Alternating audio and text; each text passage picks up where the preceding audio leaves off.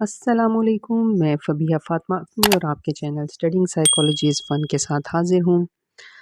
आज जिस टॉपिक पे मैं बात करने लगी हूँ वो है कॉन्शियसनेस, यानी कि मोस्टली ये टर्म यूज़ होती है हमारी लाइफ में, लेकिन इसका मतलब क्या है? How to raise your consciousness, यानी कि अपनी कॉन्शियसनेस को आप कैसे बढ़ा सकते हैं और कामयाब हो सकते हैं। इसके अलावा मैं ये भी एक्सप्लेन करूँगी कि नॉन कॉन्शियसनेस क्या होती है, प्री कॉन्शियसनेस क्या होती है और अनकॉन्शियसनेस क्या होती है। यानी कि फ़िलॉसफ़र्स ने इनको कैसे एक्सप्लेन किया, उनको आपको समझाने की कोशिश करूँगी।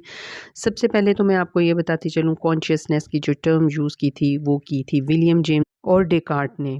विलियम जेम्स ने इसके बारे में कहा था कि शऊर एक नदी है, यानी कि उसने नदी के साथ तशबीह दी थी क्योंकि मुसलसल तब्दीलियों और तब्दीलियों के बावजूद मुसलसल और रैशनल थॉट्स हैं।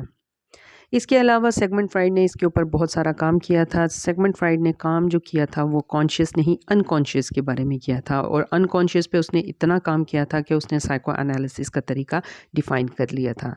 जब सेगमेंट फ्राइड ने कॉन्शियसनेस और अनकॉन्शियस के बारे में काम करना शुरू किया, उसके आइडियाज़ के बारे में लोग बहुत शॉक्ड हो गए थे और उस पे बहस मुबाहिसा करते थे, कंट्रोवर्सी होती थी, लेकिन उसने अपना ये काम नहीं छोड़ा और साइको एनालिसिस का एक बहुत फेमस मेथड इंट्रोड्यूस करवाया जो ट्रीटमेंट के लिए काम आता था।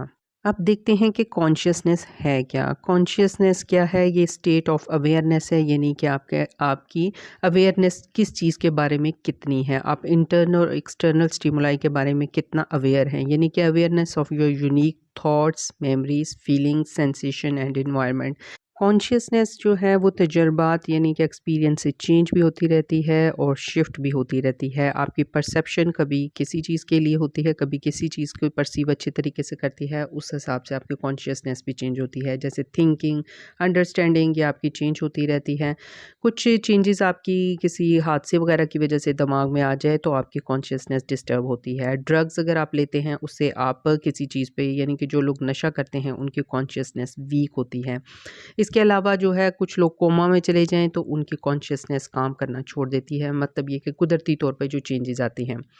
कॉन्शियसनेस को हम चेक कर सकते हैं डॉक्टर्स, और इसके लिए मुख्तलिफ़ टेस्ट ये और साइकोलॉजिस्ट मुख्तलिफ़ टेस्ट इस्तेमाल करते हैं, डायग्नोस करते हैं, ट्रीटमेंट करते हैं। इससे हमें शऊर के लेवल का, यानी कि कॉन्शियसनेस के लेवल का पता चलता है, कौन कितना ज़्यादा कॉन्शियसनेस होता है और को किसका लेवल कम है। इसके स्कोर से टैली किया जाता है, यानी कि टेस्ट बना लिए गए हैं, उसके स्कोर्स निकाल लिए गए हैं, उस स्कोर्स के साथ टैली किया जाता है और इस तरह हमें शऊर के लेवल्स का पता चलता है, कौन सा फ़र्द शऊरी तौर पर कितना हाई लेवल पे है और कौन सा कम लेवल पे है। फ्राइड ने कॉन्शियसनेस के 3 लेवल एक्सप्लेन किए जिससे हमें कॉन्शियसनेस को समझने में अच्छी तरह मदद मिलती है। उसमें उसने इसको आइज़ के साथ डिफ़ाइन किया, आइज़ के साथ एक्सप्लेन करने की कोशिश की। पहला लेवल उसने रखा कॉन्शियस का, सेकंड उसने कहा कि प्री कॉन्शियस, और थर्ड उसने कहा कि ये अनकॉन्शियस है। कॉन्शियस जो आइज़ पे सबसे ऊपर वाला एरिया जो आप नज़र आ रहा है, यानी कि बात आप, इसमें ये होता है कि आपकी इतनी पोटेंशियल होती है कि आप बात कर सकते हैं, महसूस कर सकते हैं, आप चीज़ों को जान सकते हैं, पहचान सकते हैं, यानी कि आपको देखने में बिल्कुल वाज़ेह नज़र आ रही हैं। दूसरा पार्ट वेटिंग रूम के तौर पे काम करता है, जिसे प्री कॉन्शियस कहते हैं। ये ऑर्डिनरी मेमोरी है, यानी कि इसमें potential be brought into conscious mind, यानी कि हमारी जो मेमोरीज़ हैं जिन्हें हम इजीली असेस कर सकते हैं, उस वक़्त उन्हें हम नहीं जानते, लेकिन जब चाहें उन्हें रिकॉल कर सकते हैं। यानी कि हमारे पास्ट एक्सपीरियंस वगैरह जो हैं, जो हम लोग जब चाहें रिकॉल कर सकते हैं, वो हमारी प्री कॉन्शियस हैं। यानी कि वो आपने आइज़ में देख रहे हैं कि वो कुछ-कुछ नज़र आ रहे हैं, यानी कि इनको वक़्त आने पर हम रिकॉल कर सकें। और अनकॉन्शियस, अनकॉन्शियस पे फ्राइड ने सबसे ज़्यादा काम किया और इस पे ज़्यादा इंटरेस्ट ली क्योंकि ये पार्ट वाज़ेह नहीं था। फ्राइड ने इस पे बहुत ज़्यादा इंटरेस्ट लिया और इस पार्ट पर के बारे में कहा कि ये डायरेक्टली असेसिबल नहीं है, इसमें हमारे फ़ियर्स होते हैं, सेल्फ़िश नीड्स होती हैं, इर्रेशनल विशेज़ होती हैं, शेमफुल एक्सपीरियंस होते हैं, उसके अलावा पेन्स होती है, कॉन्फ्लिक्ट्स होती हैं, अनप्लेज़ेंट फीलिंग्स होती हैं। यानी कि वो सब कुछ होता है जिन्हें हम रिकॉल नहीं करना चाहते। इसके अलावा नॉन कॉन्शियस क्या होता है? नॉन कॉन्शियस वो प्रोसेस होते हैं जो ऑटोमेटिकली परफॉर्म होते रहते हैं, जैसे कि ब्रेन प्रोसेस हो रहा होता है, हमारा ब्लड फ्लो हो रहा है, हार्ट रेट है, ब्रीदिंग चल रही है। उसके बाद है कंट्रोल ऑफ इंटरनल ऑर्गन्स, हमारे नॉन कॉन्शियस का हिस्सा हैं। अब पॉइंट ये है कि how to raise your consciousness, अपनी कॉन्शियसनेस को किस तरह बढ़ाएँ, अपने आप को अगर शऊर को आप बढ़ाते हैं तो आप दुनिया को बदल सकते हैं, अपने एतमाद को बढ़ा सकते हैं, इसका फ़ायदा है। इसका ये फ़ायदा है कि आप ज़्यादा कामयाब हो सकते हैं। और इसके लिए 4 स्टेप्स हैं, यानी कि इन 4 स्टेप्स को आपने फॉलो करना है तो आप अपने जो है शऊर को रेज़ कर सकते हैं। सबसे पहला स्टेप है अवेकन, यानी कि what's going on inside yours and world, यानी कि आपने इस चीज़ से हमेशा बाखबर रहना है कि दुनिया में क्या चल रहा है और आपके अंदर क्या चल रहा है। लिव माइंडफुली, यानी कि आपने अपनी अटेंशंस ये सेट कर लेनी है, यानी कि पॉजिटिव थॉट्स रखने हैं और फीलिंग्स आपकी हमेशा पॉजिटिव होंगी, तो आप शऊर के हमेशा हाई लेवल पे रहेंगे।